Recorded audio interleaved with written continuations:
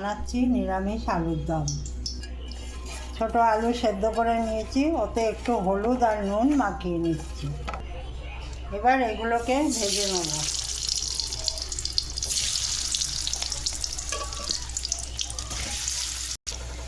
ভাজা হয়ে গেছে, এবার আলুগুলো তুলে নেব। এবার ওই তেলেই তেজপাতা, শুকনো লঙ্কা, জিরে আর গোটা গরম মশলা ফোড়ন ভাজা হয়ে গেছে, এবার এতে আদা বাটা দিয়ে দিলাম।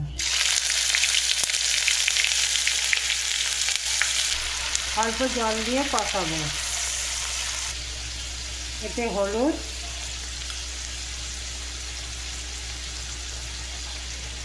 আর ধনে দিয়ে দিলাম।